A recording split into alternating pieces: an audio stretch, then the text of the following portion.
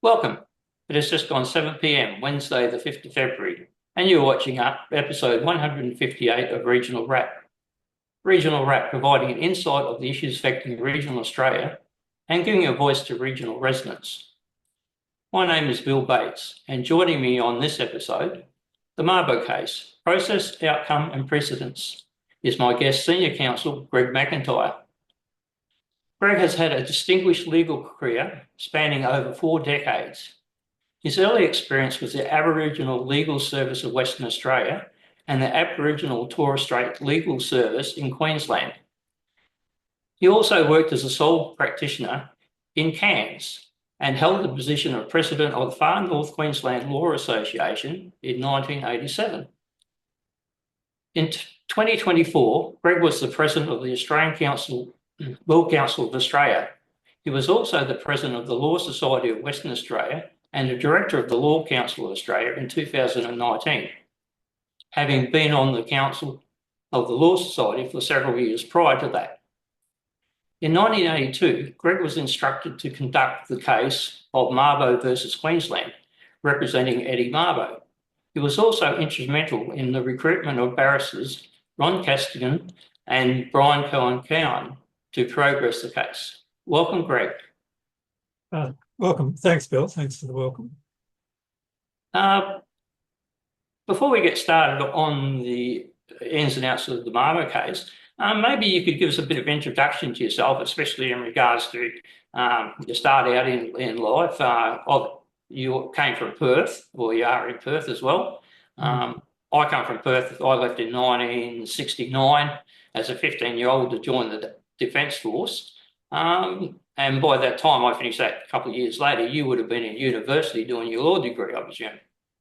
Yes, and just to put me into context of the regions, my father was a National Bank officer, so I was born in a small country town in the Murchison Gascoyne in Western Australia, and lived a lot of my youth in small wheat belt towns in Western Australia before I then finished my schooling in Perth and did my degree at the only law school in Western Australia, the University of Western Australia, and commenced work after a period of articles with the State Crown Solicitor with the Aboriginal Legal Service. And what pointed you in the direction that you did ultimately go into? I mean, law is a wide field, from contract law to criminal law to, lots of wills and estates and all those sort of things. But what directed you into the direction you did finally take?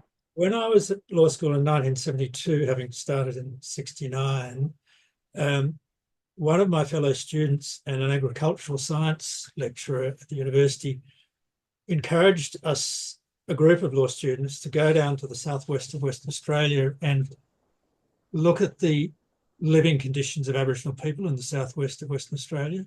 I recall going and seeing the police sergeant and the local shire president, and one of my colleagues went and went to the Aboriginal Reserve in the town that we went down to, encountered there was one tap to 4 houses.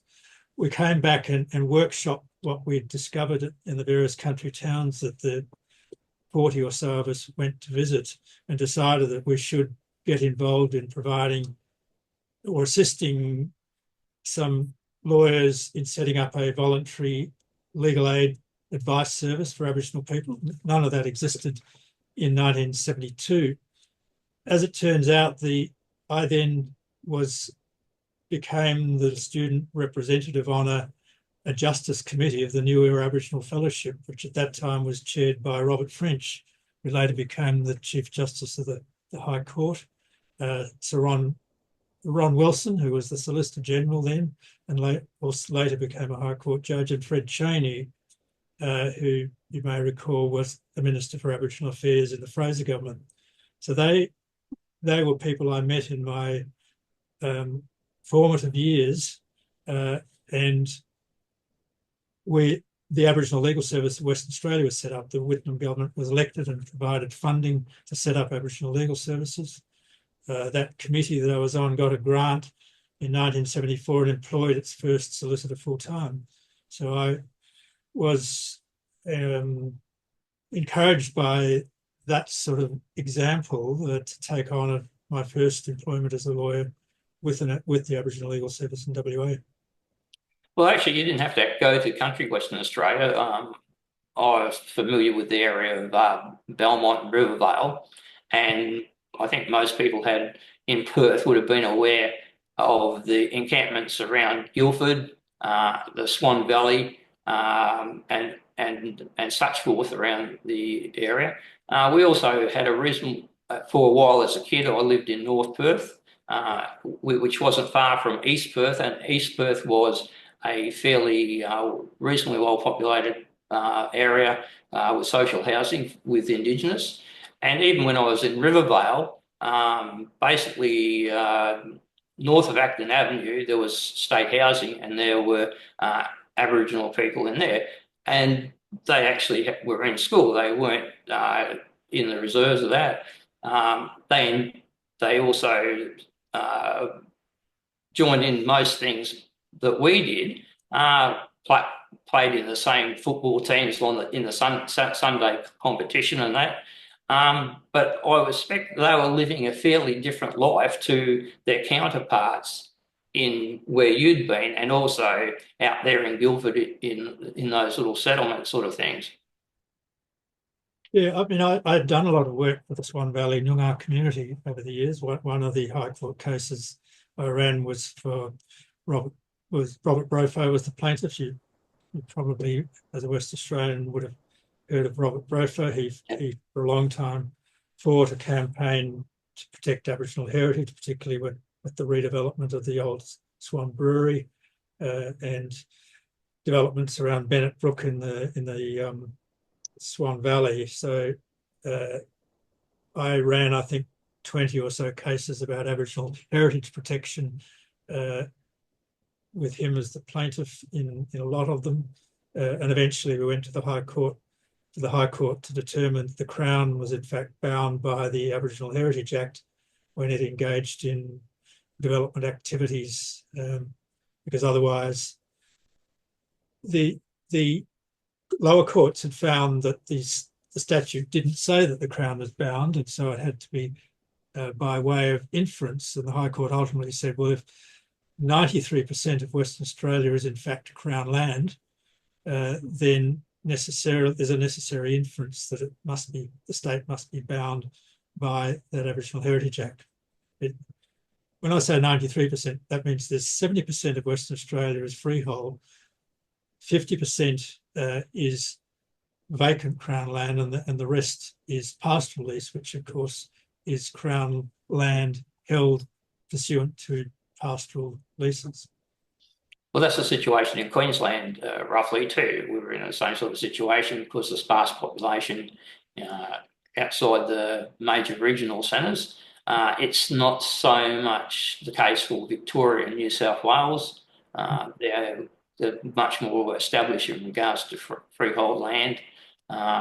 So I suppose there's similarities between Western Australia and Queensland. And can you tell us a little bit about moving from the decision to move from Western Australia to North Queensland, and what influenced you in the Kimberley style thing to shift across to Northern Queensland? Well, it was a gradual progression. In my third year as a legal practitioner, I had been going out to the desert, to the top end of South Australia, and there were meetings being conducted of the Aboriginal groups and communities in the top end of South Australia, the central desert of Western Australia, going across to the border from Warburton, which is about 900 kilometres north of the Eastern Goldfields, north of Laverton, and the Docker River Northern Community was included, which is in the Northern Territory. I attended a number of meetings in 1977 and 78 with lawyers coming from Alice Springs and Adelaide as well, and we established what was then called the Pitjantjatjara Council, now referred to as the APY lands, the Anangal Pitjantjatjara Yankunytjatjara people's lands. The impetus behind that was the fact that by then, in the Northern Territory, the federal government had passed the Aboriginal Land Rights Act of the Northern Territory.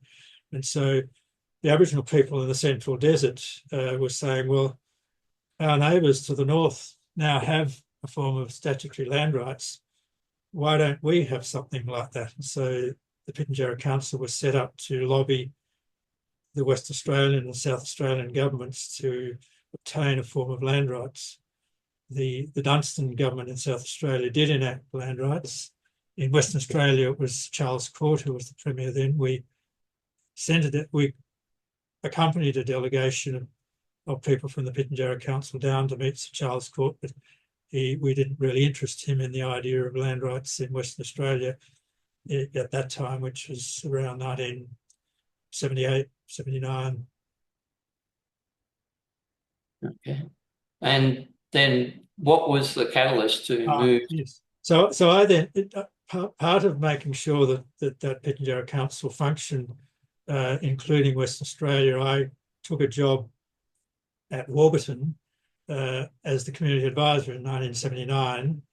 So I wasn't practicing law for that year, and I managed that community. And at the end of that year, which was a very difficult year for me in the sense that I was way outside my skill base, running a community of 350 people, which during ceremonies time rose to about 900 people. There were a lot of things that I didn't have a lot of skills to deal with. I was the secretary of the council, but I had to manage staff who were managing water and power and food and distribution of wages and all sorts of things. So after a year, I think I was physically and emotionally exhausted. And so It's a job of many men.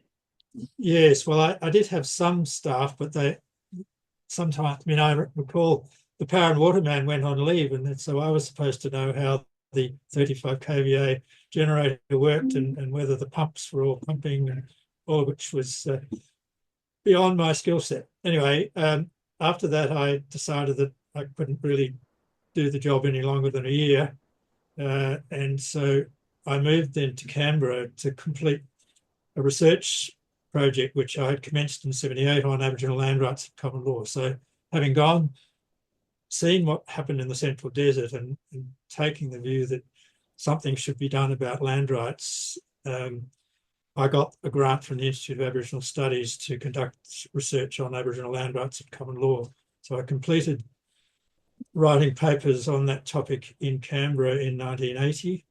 And I delivered a paper suggesting that a claim should be made for common law land rights to a conference of the Institute of Aboriginal Studies in Canberra.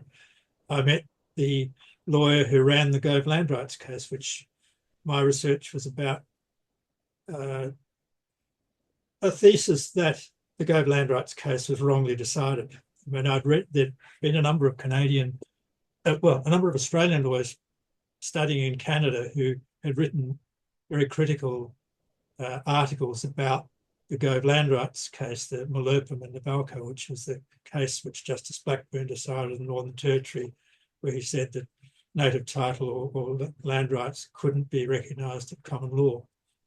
A number of academics based out of Canada were of the view that was an incorrect understanding of common law. And so my research was to try and establish whether something could be done about that.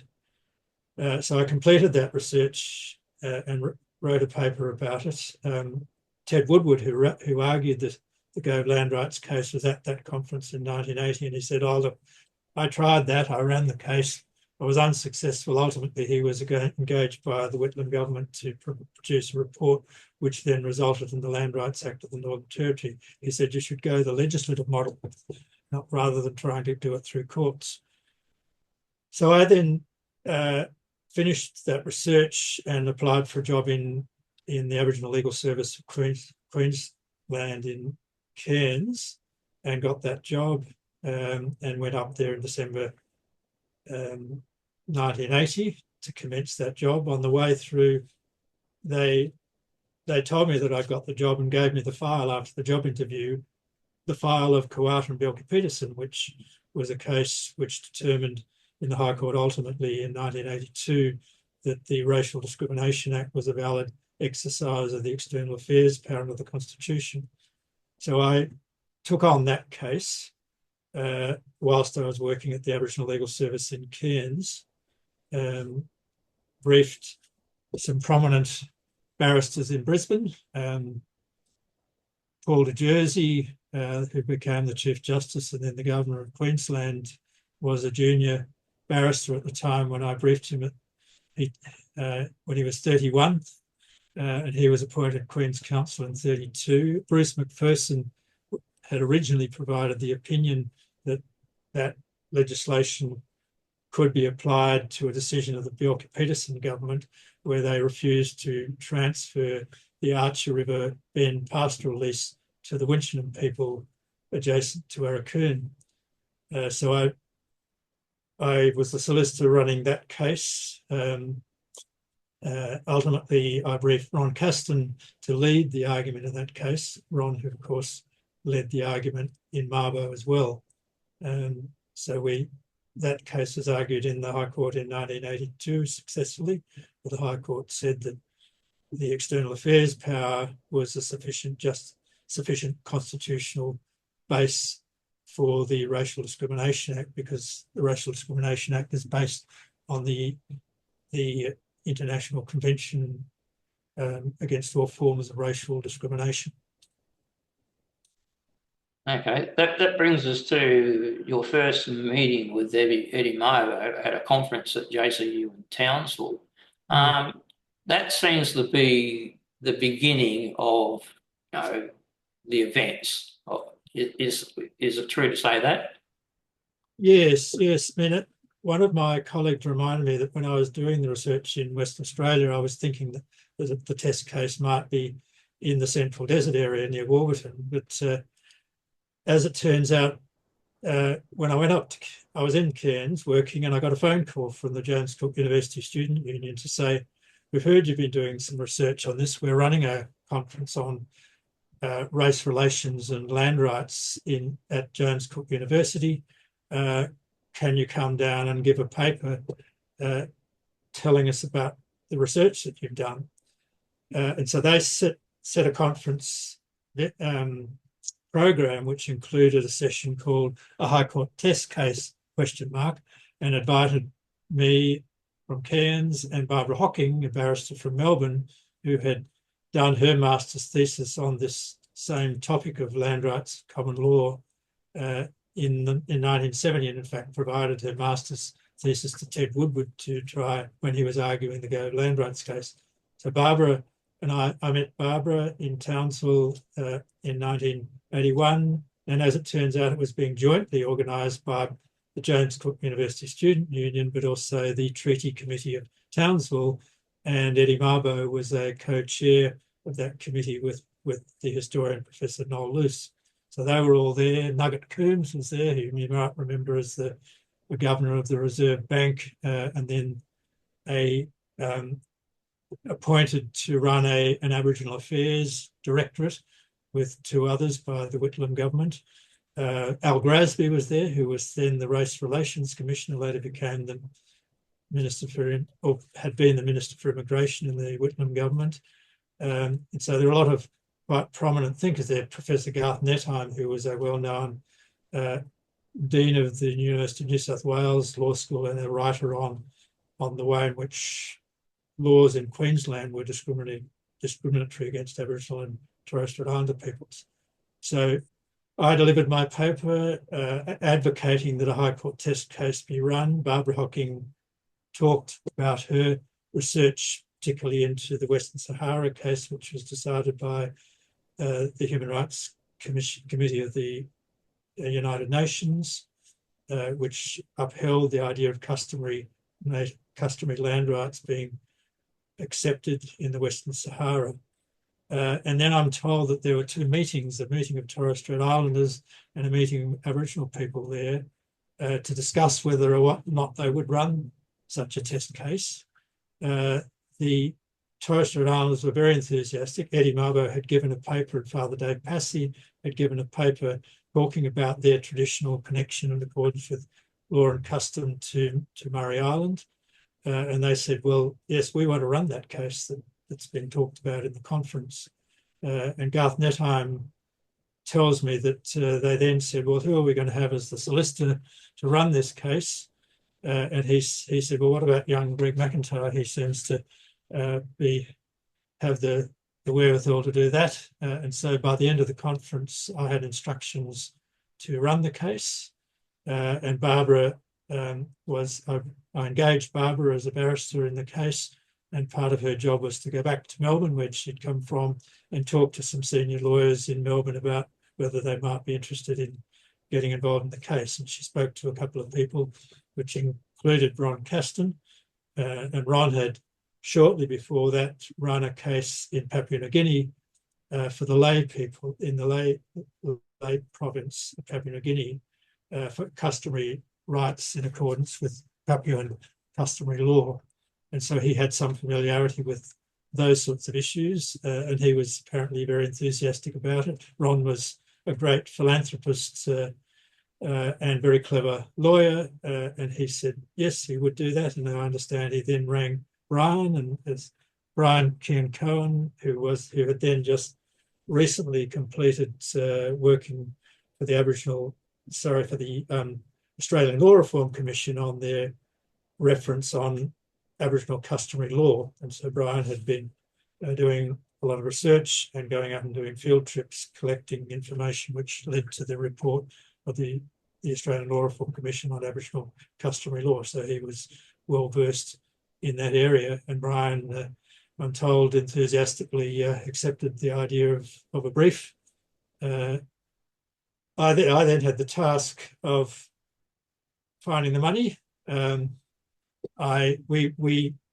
They were prepared to get going even before we had the money, and so a writ was drafted with Ron, Brian, and Barbara involved in that, and I issued the writ in the middle of 1982, and then I wrote a letter to the then Minister for Aboriginal Affairs, Ian Wilson, Federal Minister, asking for funding to run the case. I initially asked for $50,000. I thought that would have been enough to run the case. For a high court, even then. Yeah, I was a bit young and naive. That did last for a few years. I mean, the case took a little while to get revved up. Yeah, but so do you want me to talk about how it progressed from there? Well, we've got the sort of starting point. So when do the other applicants come into the picture? Because it's not just Eddie. There's a person called Rice and several other players in it. So were they on the initial writ, or were they added or after conversations, or were you effectively representing all those people at once?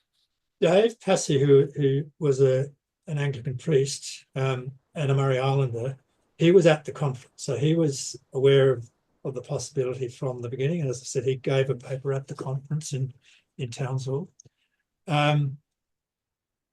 Once we put together the idea of the drafting of the case with the team, the legal team, I then went up to Murray Island. That was quite an interesting adventure in itself. I hadn't been there before. So as some of your North Queenslanders will know, you can fly from Cairns, which I did, and you land on Horn Island, and then you catch a ferry across to Thursday Island. And then somebody had organised a helicopter for me to fly to Darnley Island. And when I arrived at Darnley Island, a well-known senior Torres Strait Islander, George Mai, was there to greet me and provide lunch for me, including coconut, and seafood and so on. And then he put me in an outboard motor, a small dinghy with an outboard motor, to go across to Murray Island. and George said to me, Get now, your hands inside. you're a white fella, you'll get very burnt in this dinghy on the trip from Darnley Island to Murray Island. Here's this umbrella to protect yourself. But when you get close to Murray Island, put the umbrella down, otherwise the women will think it's somebody coming to gossip. Anyway, I arrived on Murray Island. Nobody really seemed to know much about who I was or why I was there. And they put me up in the old teacher's house and then after a day or so, Father Passy came looking for me and introduced himself, and then introduced me to his brother Sam. Sam had been the chairman of the council over many years. And then I eventually met James Rice, who was, at that time was the chairman of the council. And so I talked to them a bit about what could be done by way of a case. And I remember Dave and James showed me their gardens, and I took some statements, some preliminary instructions, and I was there for a few days, and then I came back and I spoke to Ron and Brian, and we did some more drafting, and then several months later, I organised a trip for Ron, Brian, Barbara and myself, and we were all up there in 1983 listening on the radio to the election of the first Bob Hawke government, where we took some very detailed instructions. By then we had sufficient instructions to issue the writ for the 5 plaintiffs. So Eddie said, look, I'd like to include my aunt Saluia Mapo Sali. So the plaintiffs were Eddie, Saluia Mapo Sali, Sam Passy, and his brother Dave Passy, and then James Rice. And we'd got instructions about their individual claims to blocks of land which they had inherited from various ancestral lines. Eddie had claims on 2 or 3 different parts of Murray Island. James Rice had some claims on Dawar Island. There are 3 islands, Mer, Dawar and Waia. And so James had some claims. In fact, they may have been on Waia, Ryan will remember. And so we drafted a statement of claim in which we indicated the claims for the particular blocks on the 3 islands that the 5 plaintiffs claimed. Saluia claimed all the same blocks as Eddie and James, and Sam and Dave claimed the same blocks because they were brothers, and they gave us instructions about the basis upon which those claims were made. The Passeys said, well, the way we run things, we have all of our family own them as a family, own the different blocks, and our senior family member, Sam, is the decision maker in relation to those blocks. And so Dave said, well, I've been away studying as a priest, and I've only come back in recent years, and Sam has said that I can build a house between his 2 houses in the village of Comet. So we were told that Murray Island, by tradition, was created by the god Marlo, who was an octopus, who came and laid down his tentacles upon the island and divided Murray Island into the 8 tribes of Mer. And then people had blocks of land within them. It's not a very big island for 8 tribes. Once you lay an octopus down with his tentacles, that's how you get to your 8 tribes. So, I mean, when I was there, really only one of those tribal villages was being occupied, the village of Comet, where Sam and Dave and everybody lived on really one strip of the island. Eddie claimed principally an area which was not regularly occupied, the village of Lass, and he claimed blocks on Lass, and that included an area adjacent to the beach and including the fish traps which went out from the beach, and then it went up the hill, and there was a whole series of garden block plots which Eddie claimed, and he showed us how boundaries were made between the different plots, and garden plots in particular. The boundaries were really created by the mounds where people grew a crop of bananas, and then cleared the land and cleared it to the edge of that particular plot, and that was the boundary marker between that plot and the next vegetable plot. I think one of the things that's interesting is too is I think Eddie Mabo left Mer Island when he was about 20. I think he was probably even younger than that. He was actually banned from the community because of consuming alcohol, which was a no-no. And then he seems to have done some fishing or something in the general area, but then he sort of migrated down towards Ingham and Townsville, worked on cane. He married a South Sea Islander from the Ingham area of Halifax, and then sort of had a family. So he seems to, I can't find a lot of records in that, but I'm sure you'd be aware.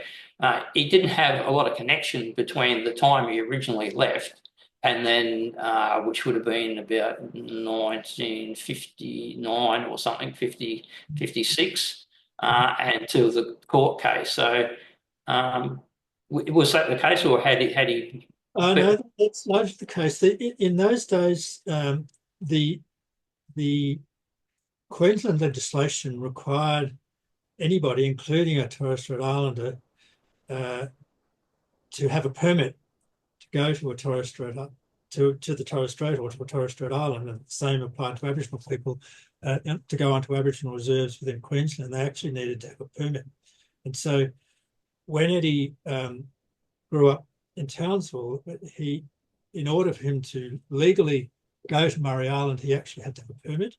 And so, tragically, when his adopted father, Benny Mabo, died, he was refused a permit to go to the funeral on Murray Island. So, and that, I mean, we believe it was actually Sam Passy who was the chairman at the time, but as the evidence emerged when we gave evidence about all of this, the proper inference really is that the director of the Department of Aboriginal and Torres Strait Islander Affairs controlled very strongly who got permits to go to the Torres Strait, and particularly perhaps also the Aboriginal reserves. And we understand that he may have had some influence on Eddie Mabo not even being able to go to his own father's funeral. So it was a very patronising arrangement happening, particularly in the Torres Strait. And Paddy Caloran, the director of the department, was a very strong enforcer of control. I mean, it's said that he used to see a manifest every Monday on his desk as to who was flying into the Torres Strait and to be aware of who was coming and going at all times. Yeah, well, I think also maybe a lot of the people in the Torres Strait Islands supported that too. I mean, I don't think they liked a lot of comings and goings and that. I think that's probably right, and I mean, it's said that Eddie Mabo was regarded as a troublemaker because he obviously wasn't as conservative as perhaps Sam Passy might have been in relation to these sorts of things. But once a Murray Islander, always a Murray Islander, and I don't think anybody ever denied ultimately that he was entitled to assert his Murray Island connections and his claims to land. But he definitely settled roots in that in Townsville. I think he looked after some sort of church group that provided services for people from the Torres Strait Islands in the Townsville community. His children grew up in Townsville, and I don't think they actually went back or had connection to Murray Island either. That's generally true. I mean, they've gone back since and look after the grave site, which is well developed now. Eddie also, I mean, whilst in Townsville, he set up the Black School and was president of that. He was quite involved in he became engaged with the Waterside Workers Federation, who were a rather radical union. But he was a gardener at James Cook University, as you're probably aware. which is where he met Noel Luce and Henry Reynolds, the historians. He was in his lunch hours, he was in the library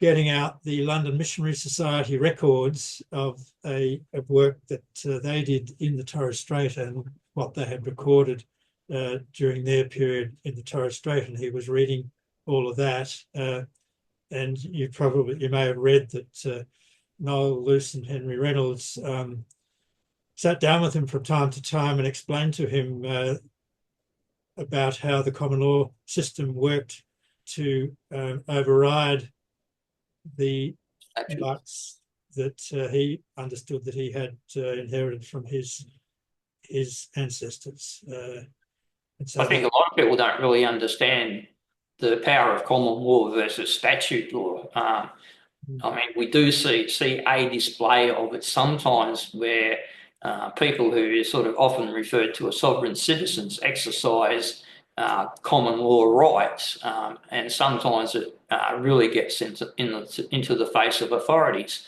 But that's a different thing. But as of course your case is basically founded on common law, and that's what we deal with when we go to the High Court, and that whatever results there can generate statute law, which we all supposed to abide by. Okay, we've got to that situation now. You've got six plaintiffs, six applicants, but you talk about being in the High Court, but it's actually run for the High Court in the Queensland Supreme Court under Justice Monaghan, I think.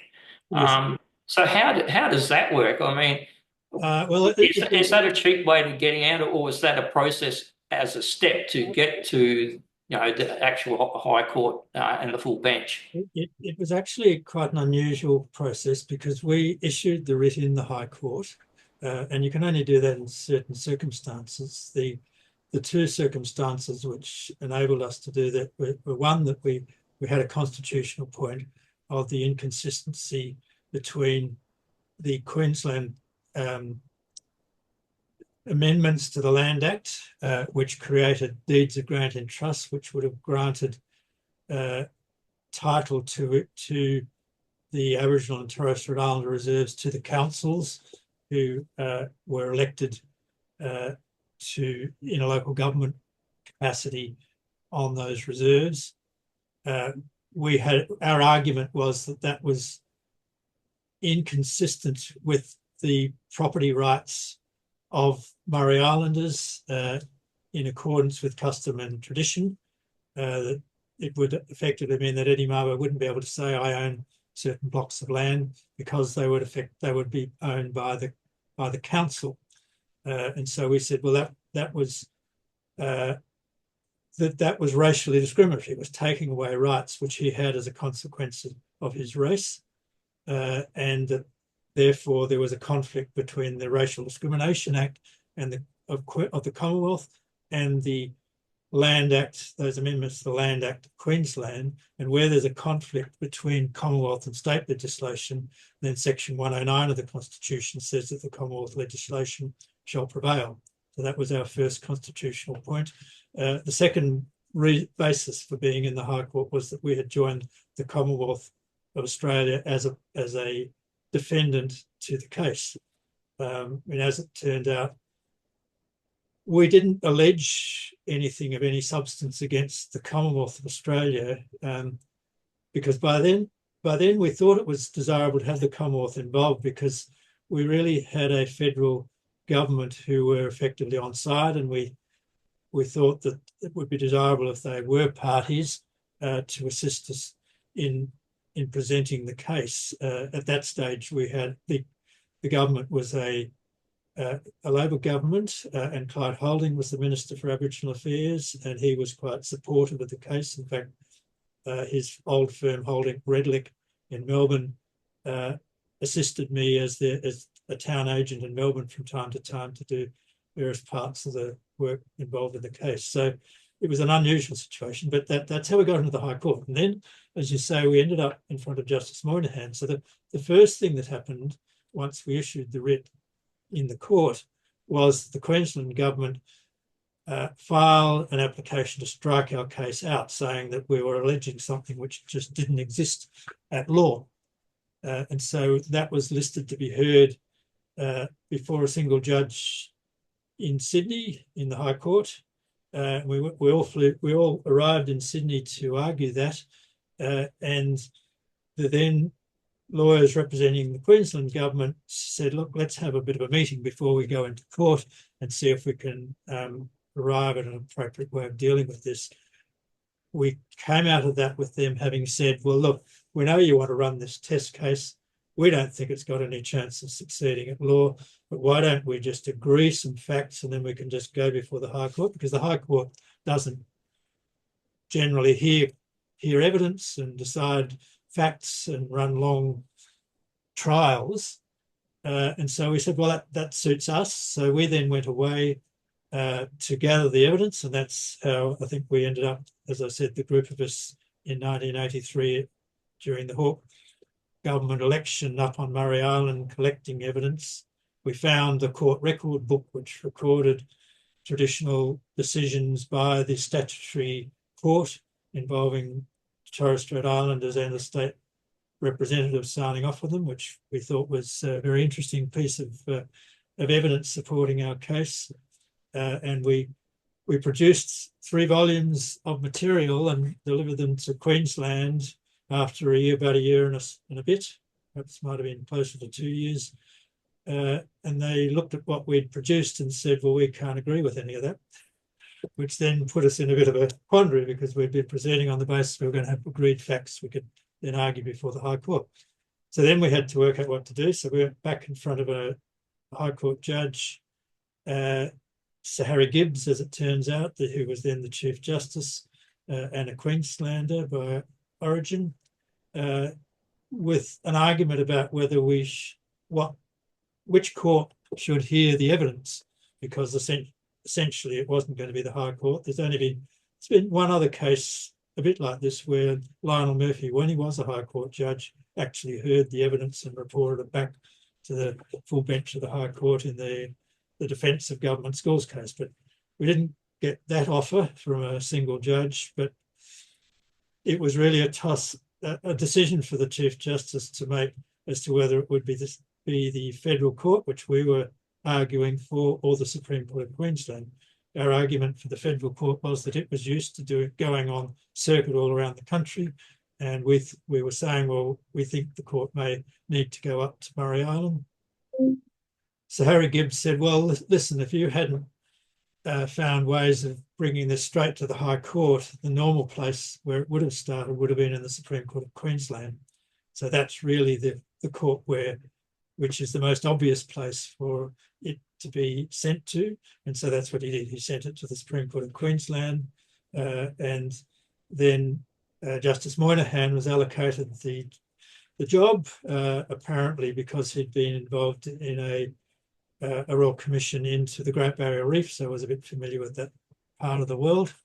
And so I guess the Chief Justice looked around amongst the group of judges and asked around, and it became Justice Moynihan. So we then, we eventually had a hearing before the next thing that happened was that the Queensland Parliament passed the Queensland Coast Islands Declaratory Act. So Joe Bjelke-Petersen introduced that legislation into the Queensland Parliaments. And he said in his second reading speech, well, there's a group of these 5 Murray Islanders who are wanting to run this case. It's going to take a long time. It's going to be expensive, and we don't think it's got any merit. And so we think that that Parliament should pass legislation which prevents that from happening. So they passed the Queensland Coast Islands Declaratory Act, which declared that nobody could have any title unless it was granted by the Crown in the state of Queensland, and nobody could have any title north of a certain parallel, which wiped out the Torres Strait as a potential area for claim. So they then pleaded that as a complete defence to the case. We sidestepped immediately dealing with that, because by that stage in the High Court, Lionel Murphy was a member of the High Court, and he'd been charged with interfering with the course of justice. You might remember historically he spoke to, I think it was Chief Justice Farquhar of the New South Wales Magistrates. Sorry, Chief Magistrate. That rings a few bells for scandal and that, doesn't it? Yeah. So he was alleged to have that a solicitor in Sydney had been charged, and Murphy was alleged to have suggested to the Chief Magistrate, look after me, little mate, or words to that effect. I think roughly those words. He was then charged with attempting to pervert the course of justice, and he was tried in the New South Wales Supreme Court. He was ultimately acquitted, but during that period he stood aside from being on the High Court. We were a bit concerned that then the High Court was made up of 6 judges only, and the Chief Justice was Sir Harry Gibbs, who was a Queenslander.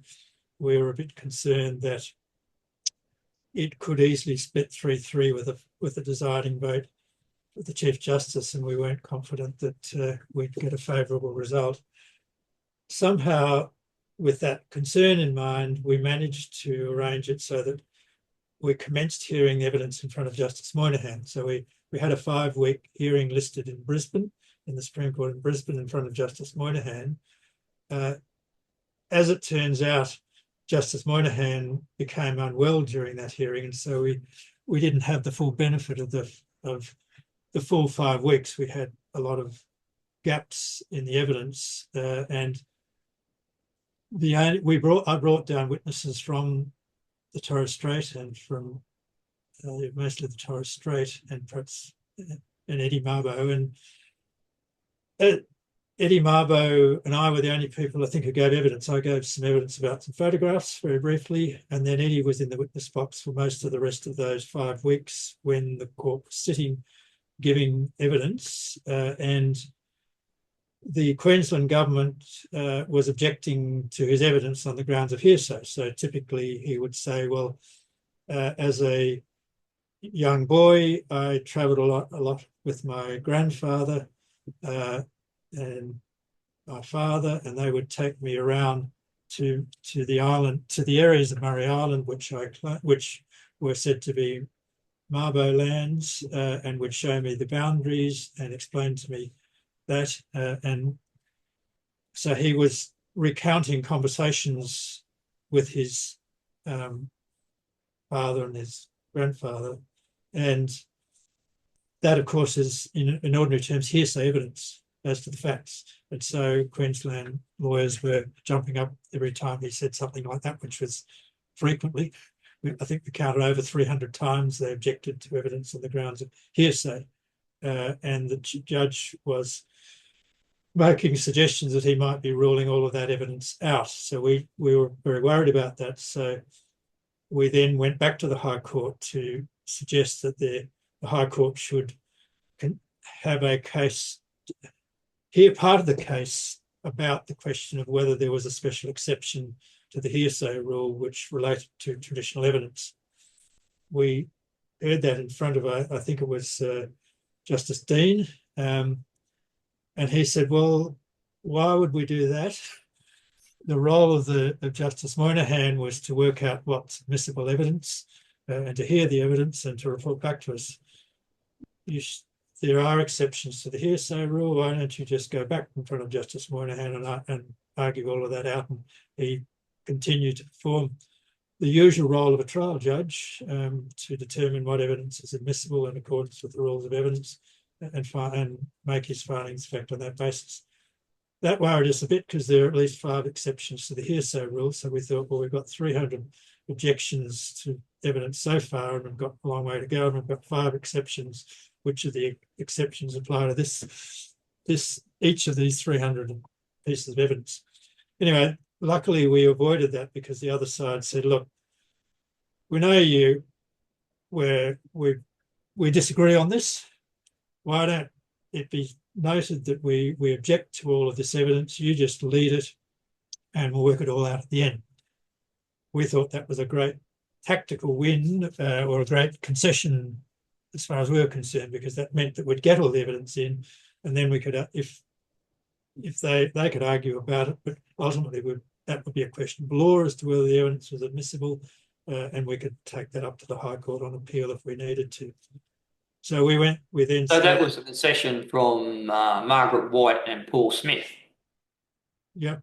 So Barbara was there. Greg Coppenall was also there, junioring Barbara White, and Paul Smith was the solicitor. Yep.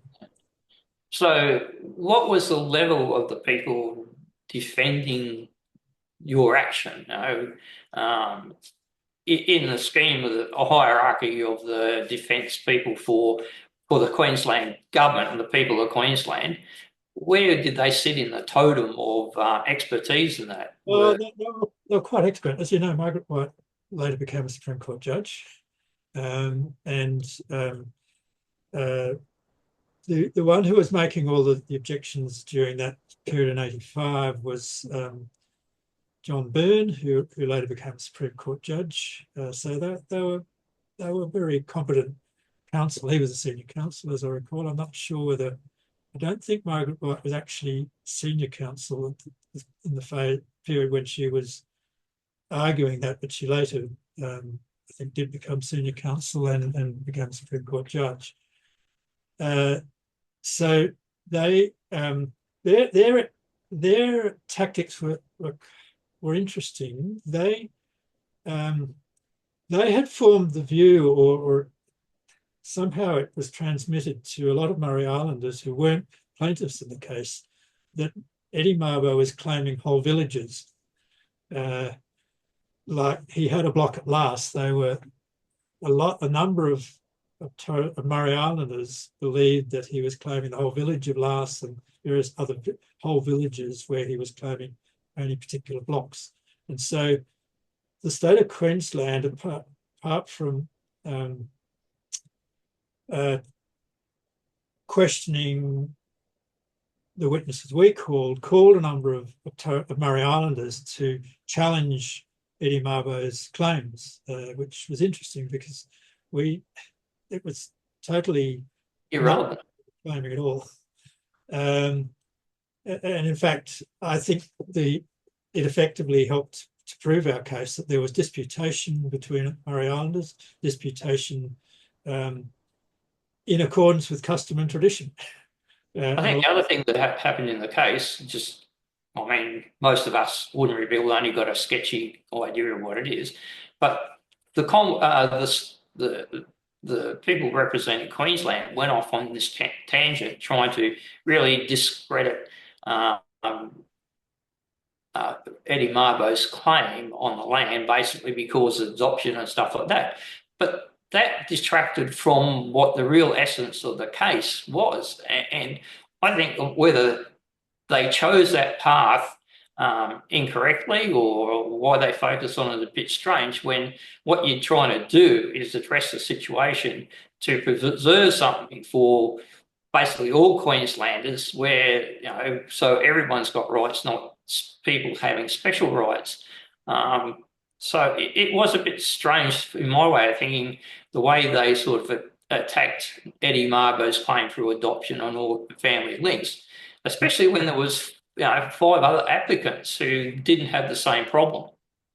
Yeah, we obviously have to guess a bit about that, but it seemed that they thought that if they could knock Eddie Mabo out, that the rest would fall out with him, and that could have been right. I mean, except that they didn't knock him. They did at one level knock him out, because Justice Moynihan found that he wasn't adopted by Eddie Mabo on 2 very odd bases, in my view. The first one was that when Eddie was 11, his father was a man named Sambo. I mean, his mother was a Mabo, and when she died in childbirth, we say that he was adopted by her brother, and that Sambo didn't have a lot to do with him during his lifetime. But Justice Moynihan focused in on 2 issues. One was that when Eddie was 11, Sambo was transported from Murray Island to Thursday Island to be locked up. He was convicted and jailed on Thursday Island. And the state records show that Eddie travelled with him to Thursday Island. Now we say that we accept that he probably did, but he only stayed for a short while, and he was back on Murray Island living with the Mabo family. We say his adopted family. Yeah, the other basis for Justice Moynihan finding that he wasn't adopted into the Mabo family in accordance with Island tradition was that I ran a case for the Torres Straits Light Infantry Battalion, started a case for the Torres Straits Light Infantry Battalion in the early 80s on the basis of an army historian saying that the Torres Strait Islanders had only been paid half the wages of the non-Torres Strait Islander members of the Torres Strait Light Infantry Battalion during the Second World War. That writ was issued prior to the election of the Hawke government, and they promised that if they won the seat of Leichhardt, they would do something about that. They did win the seat of Leichhardt, and so they created a fund. They accepted that there was a liability that people hadn't, the Torres Strait Islanders hadn't been paid their proper wages during the Second World War, and they set up a fund which could be claimed by any surviving Torres Strait Islanders from the Second World War or their descendants. And Eddie, being a bit of a chancer, claimed both from his adoptive father, Eddie Mabo, and from his natural father, Sambo. It sounds like there's a lot of fortunate circumstances that occurred with obviously the election of the Hawke government and things that rolled out there. Also the makeup of the High Court later on and things like that. So in another time, it probably would have had a lot more problems. But one of the interesting things, I mean, like I say, the applicants were making applications for small plots of land that they say that they could identify by these markers that have been there for some time. All the other people on Murray Island accepted those plots, and effectively what they're saying is that land is exclusively belongs to this individual or this individual and his descendants or current family, to the exclusion of other Murray Islanders. Is that the interpretation right in regards to what they were saying about their plots of land? Yes, they said in accordance with Island tradition, individuals or families. I mean, the passage said it was a family type of title holding.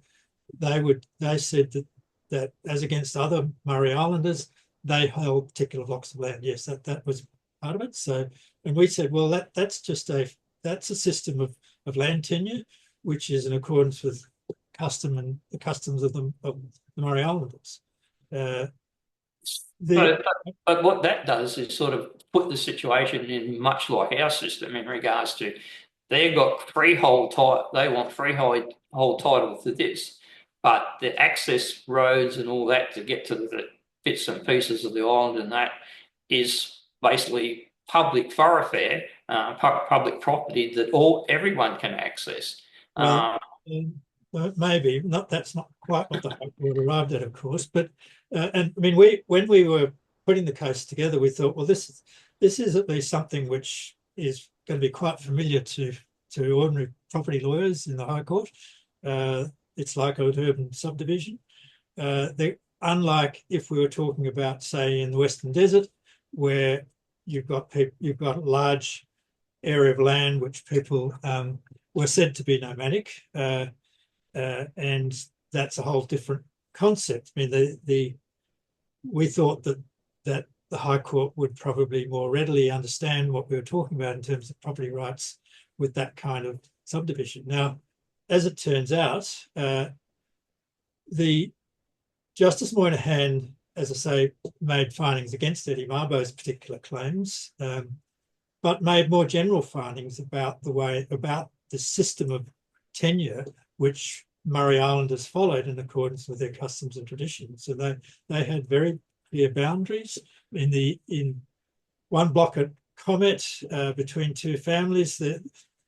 There was a dispute about where the boundary was, and it went to the local court, and the local court made a decision and said, right, we'll put the boundary in the middle of the disputed area, and filled up a dried milk and sunshine milk can full of concrete and put a block, embedded it into the land. So that's where the boundary is. So there were those sorts of decisions being made in accordance with tradition, and there were all sorts of wills of inheritance in accordance with family tradition. So ultimately, when we went and argued before the High Court, as Ron Caston's argument was concluding, the Chief Justice said to him, well, Mr. Caston, what sort of orders would you be seeking if we weren't able to reach a conclusion in favour of the particular claims of each of the 5 plaintiffs?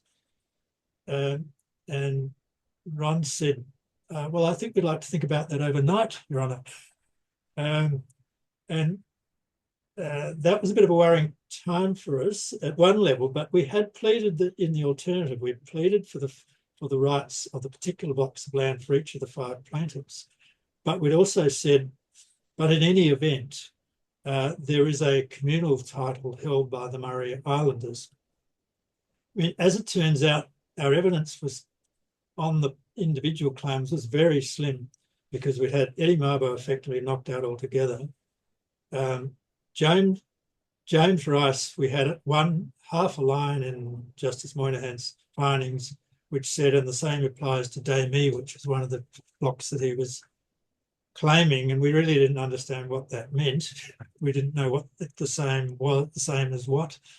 And the only other claim we had, Sam Passy by then had dropped out of the case, which is a whole other story for another day. But Father Dave, who had dropped out and come back in again, his only claim was to the possibility of building a house where Sam had said he could. So I've sometimes described as an inchoate, which is an incomplete, in the future right to possess a piece of Murray Island, a rather odd property concept. So we didn't have, in terms of the individual claims, very good evidence by the time we got to the High Court. So they were right to say, well, how can we make a finding in relation to any particular plaintiff's claims? So as it turns out, as we know, they didn't think that they needed to worry about making findings about individual claims, and found that the Murray Islanders held Murray Island in a communal sense against the rest of the world. So they adopted a broader view than we were pleading in the first alternative of our pleadings. So basically the applicants didn't get the remedy that they wanted really from the start, and the whole community got something that they weren't expecting. But what they got, and I ended up appearing for Eddie Mabo in the High Court because of an issue about who could appear, whether I could appear as junior to Ron Caston. And so I was called upon after Ron had run the main argument, appearing for Eddie Mabo to say, well, what I was doing there. And what I said was, well, look, whilst Justice Moynihan has not made a finding as to the claims that Eddie Mabo has made for his individual blocks, if ultimately the Murray Islanders are successful, then his entitlement is in accordance with Murray Island, in accordance with the traditional laws of Murray Island, and he will be able to assert that claim as against other Murray Islanders if anybody ever wanted to challenge him. Now, as it turns out, nobody ever did, and so that it's accepted now on Murray Island that he holds that title, although it is now, his grandson rang me the other day and said, it seems that the council is trying to claim that they've been given a title by the state of Queensland, and that they are in fact able to make decisions about my grandfather's land. That's not what the High Court said. And so we need to do something about that. So I still have to look into that as to what we can do about that. But my view is that the High Court's decision was not that it was a single title held, which overrode the individual and the family titles which Murray Islanders hold in accordance with Murray Islander law and custom. So we now got a more complex thing than we went in with, and we still haven't got individual satisfaction by the islanders for their own individual plots. So is it in our case that they've got to seek protection from their local council in regards to their rights? They could probably go, in fact, they could probably go to the Supreme Court of Queensland now to assert their particular individual and family rights in accordance with the common law and the traditional laws and customs of the Miriam people, and that may be what I will have to do. We may have to do to pick up what Caleb Mabo was telling me the other day. But it's still sort of confusing in regards to, now you've got an island that sort of is now got some sort of local control in regards to land rights, but it doesn't sit really well within our structure, and it doesn't satisfy the individual local people. Who pleases the council in regards to administration, or can that change now with each sort of election of councillors or stuff like that? I mean, it runs similarly to other local governments in Queensland and other parts. Oh, well. Which means that it's elected by the local residents.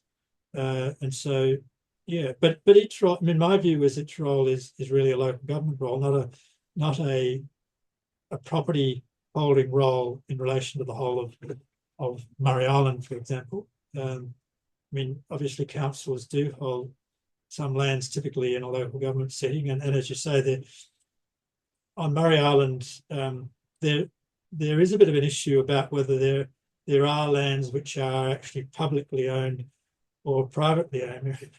One of the issues we had when his case was being heard, when Brian Keane-Cohen and I were up there on Murray Island with Justice Moynihan hearing evidence, was that there are roads, and there's an airstrip. There is only an airstrip because the community had to get together to say, well, with there being no publicly held land for an airstrip to be on, but we need to have an airstrip because we need to have medical evacuations, for example. And so a community decision was made for individual families who held blocks of land where the airstrip now is, to agree to give over that land for it to be used for a public purpose. Now, when we were on Murray Island, the judge was going to be accommodated in the one of the few available sort of quasi-public buildings, the nurses' quarters, and outside of the nurses' quarters was this enormous heap of festering rubbish. And we thought, well, that's not a terribly good look. The judge is going to be grumpy if he has to sleep next to a smelly pile of rubbish. We need to do something about this. But the problem was that nobody had given over any land for a rubbish tip. And so Eddie, in his typical no-nonsense fashion, just put it all in the back of a trailer, drove it down to the end of the street and dumped it onto the nearest piece of land, which belonged to another Murray Islander. So I guess the council have had to work those sorts of issues out about public lands.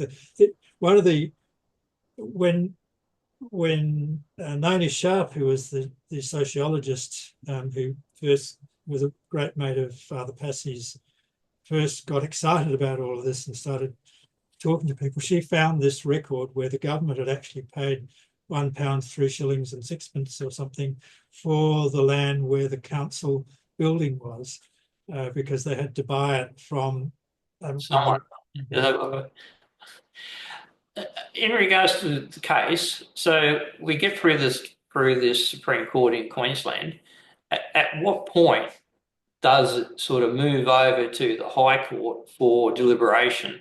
And who ticks off on, yes, we're all ready to go and have a High Court decision made? Well, I mean, we first of all had to get through the Queensland Coast Islands Declaratory Act. So we had a hearing in the High Court about that, and the High Court found that that act was in breach of the Racial Discrimination Act, so that cleared the ground there. We heard all the evidence over, I think, 23 weeks or so. Brian will remember precisely, because I had a bit of a problem because I was moonlighting on this job. I was also Principal Legal Officer of the Aboriginal Legal Service in Perth at the time. So I managed to do some of it during my 5 weeks annual leave. And then I unfortunately had to leave Brian adrift to run a lot of the evidence. But once we finished all of that evidence, it was then for the Justice Moynihan to write a summary of his findings on the evidence, which was effectively a report back to the High Court. He took a year to write his summary. Unfortunately, we weren't terribly happy with it, but he did ultimately accept the evidence in relation to the communal, to the way in which people use lands for gardens and for housing. And so he wrote his findings of fact on the evidence, and that was then effectively transmitted to the High Court. And then it was just a case of finding a time when the High Court could sit as all 7 judges to hear the legal argument about that. We then prepared quite detailed written submissions.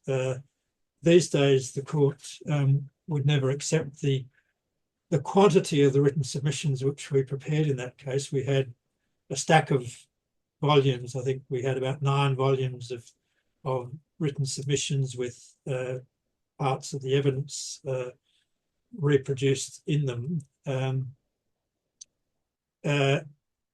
So it was then listed for a 3-day hearing. Unusually, we didn't have any states or territories intervening. I don't think they cottoned on to the impact which the case might have. So by then the Commonwealth had been removed from the case. So that occurred in circumstances where Eddie instructed us that he wanted to make a claim beyond the fringing reefs, out 10 nautical miles out into the sea, directly out from Laas. And the Commonwealth then said, oh, well, if you're going to actually make any serious claims, beyond 3 nautical miles was Commonwealth seas, Commonwealth territory, and they said, well, that's a serious claim against the Commonwealth. Up until now, you haven't been making any serious claims against us. If you're going to do that, then we might have to be not quite so friendly as a defendant. And so we agreed to adjourn that to another day. We thought we had enough. But it's also, just on that, it's also very unusual anywhere in the world that anyone's got claim to land beyond the high tide mark. I think no one recognises any individual claim beyond the high tide mark. It's sort of universal. So not no one argued about that. The High Court concluded that Torres Strait Islanders hold natal title to the seas. The Aboriginal Land Rights Act allows for sea claims. So it's not entirely the case. As you're right, it's rare in a common law system, but it's not unheard of. But in any event, we then got to the High Court, and as I say, the Commonwealth by then was gone. The Chief Justice Moynihan said after we'd agreed not to run the claim out to 10 nautical miles, Justice Moynihan said, well, you really don't have a claim against the Commonwealth. Why should they remain defendants to the case? And he ruled them out. So the Commonwealth wasn't there when we went back to the High Court eventually. It was just the state of Queensland. And we ran our argument. Ron, as I say, Ron Caston ran the principal argument representing Father Dave Passy and James Rice. And then I adopted his arguments for Eddie Mabo. And then they called on the Solicitor General for Queensland. And his principal argument was that they weren't saying that Murray Islanders couldn't stay there. They were just saying that they were there at the will of the Queensland government. And Justice Gaudron said to the Solicitor General, well, Mr. Solicitor, so does that mean the Queensland government could just drive them off into the sea? And Sir William Dean said, no, they were just trespassers on their own land. And when Justices Dean and Gaudron and Dean said that, we thought, well, I think they gave you a clue. Yes. Yes. It's still sort of a little bit galling in regards to the level of defence of the greater population of Queensland by the justice system representing them. It seems a little bit strange, and I think there is something there in regards to a few things directed by some in the High Court that sort of changed sort of the direction. Anyway, that's just an observation. Yes, well, I mean, we were quite concerned to limit the facts to Murray Island initially because the Torres Strait was only annexed to Queensland in 1879, and so we were keen to point out that if anybody had to prove title, they only had to prove it on Murray Island back to 1879, not 1788. Which would be the case in New South Wales. Now, the High Court went away for a year after we ran our argument, and they, in fact, weren't fazed by the difference between New South Wales and Queensland, the dates of colonisation, and they effectively wrote about the colonisation of New South Wales as well as Queensland, and the majority concluded that as a matter of law and a matter of international human rights, where there was a choice as to recognising the rights of Murray Islanders as a peoples existing prior to colonisation, that the common law should and would recognise those sorts of rights in the same way as the Supreme Court of Canada had concluded in the Calder case that those sorts of rights were not taken away by the act of colonisation, whatever form it took. Canada was said to be a conquered colony. The United States was a conquered colony. In the United States, they had also recognised the common law rights of the tribes of Canada and the nations of Canada and the United States, and the High Courts and New Zealand also recognised Maori rights to New Zealand. And so the High Court said, well, that's the line, those are the lines of authority which we think should be recognised and are part of the common law, which is recognisable in Australia. And so that's, I mean, there were early New South Wales cases which just failed to recognise any customary rights. And the High Court said, well, that was a fiction based on the idea that there were no people occupying Australia, and the law can't be based on such a fiction. No, I think Justice Brennan came out with a decision on terra nullius, but it never meant that there was no people there.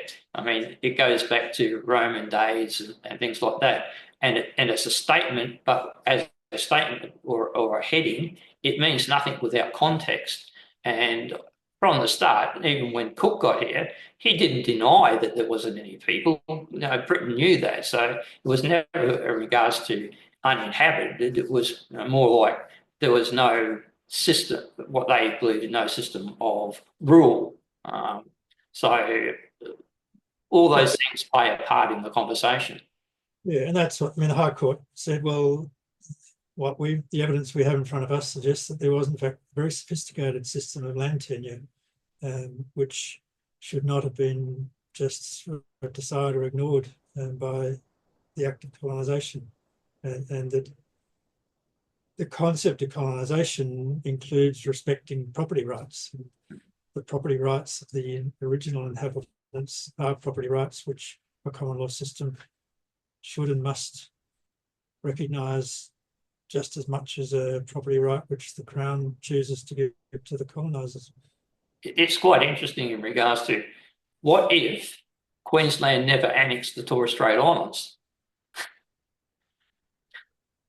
Sure. Well, it would have been someone else's problem. Well, I mean, Papua New Guinea was a protectorate of Australia for quite a long time beyond the annexation of Torres Straits. So maybe I mean, that was the argument as to whether Torres Strait would be part of Queensland or would be part of Papua New Guinea. Of course, the Queensland colony argued for it to be part of Queensland. So that's why it was annexed to Queensland. Okay, listen, we've gone over the hour and we've got just basically through the case. But I suppose the thing to finish on is just the decision. There was one dissenting, Justice Dawson, but all the rest were in agreement. So, but I did read. I've always been interested in dissenting views in regards to because I'm a skeptic in general. But looking at Chief Justice Anthony for the United States, Antonio Scalia, some of his dissenting judgments make much more interesting reading than actually some of the decisions for. So I think you get a very good view of the differences when you read those dissenting decisions. But the way it's turned out, were you happy with the outcome and the directions from the High Court? Because that's just a first step for the whole. Yeah, I mean, I'm not entirely happy with the decision because the Justice Dean and Gaudron and Justice Toohey found that the taking of land without prior notice and compensation was not a valid taking, and that therefore any conflicting titles which were granted would have given rise to a right of compensation. Justice Brennan didn't take that view, and Justices Mason and McHugh, as you say, agreed with him, and Justice Dawson effectively was in that same camp. And so the ultimate conclusion was that there was no compensation payable for the grants given by the Crown which extinguished native, which was inconsistent with native title. And the conventional view based on that is that compensation is only payable since the Racial Discrimination Act came into existence in 1975. There's quite a lot of Canadian academic criticism of that. And so in that sense, I was never entirely happy with the High Court's decision in Mabo, but it certainly went a certain way. And of course, it was very quickly followed up by the Native Title Act, which in many respects limited native title and put it within a non-Indigenous framework. So, for example, everybody who is granted native title now is obliged for that native title to be in trust with or managed by a corporation.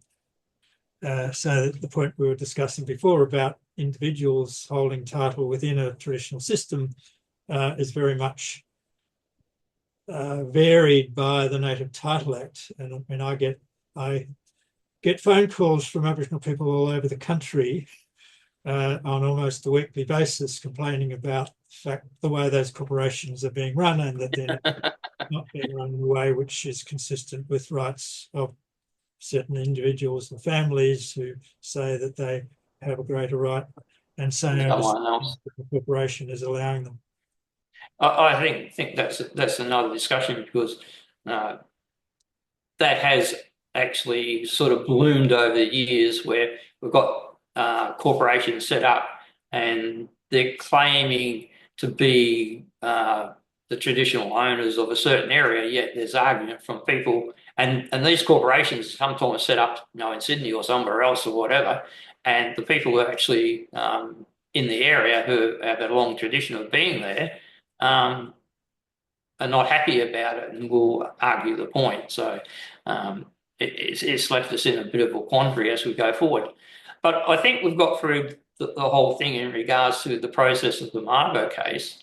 Maybe we can come back sometime later and just, like, we're not 100% happy with the outcome, but then you also must have reservations the way a lot of things have followed on from that to the position we have a lot of claims and counterclaims and angst and concerns today. And what are we? We're 30 years later from that date, but we don't seem to be coming to a satisfactory end to the indigenous people and the greater Australian population.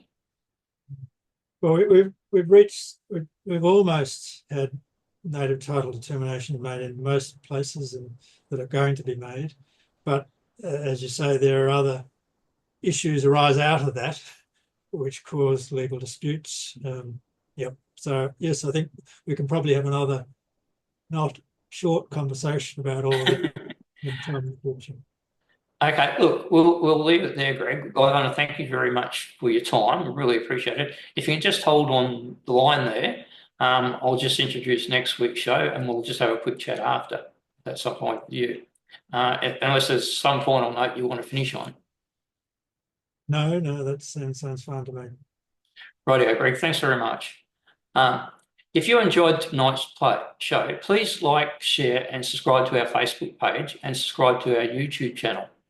My guest next week will be Graham Haycroft, and what we'll be talking about is a situation where is being created where might predicate just a one-term LNP government as we move to the costings of the Olympic Games, and some of the situations have been left by the former government and the unions in regards to how we're going to stop these costs blowing out, because that will be a great concern as we move forward with the getting to the actual build for the Commonwealth Games, the Olympic Games, and the costings. It may be the undoing of the LNP government come next election. So please join me then. Thank you.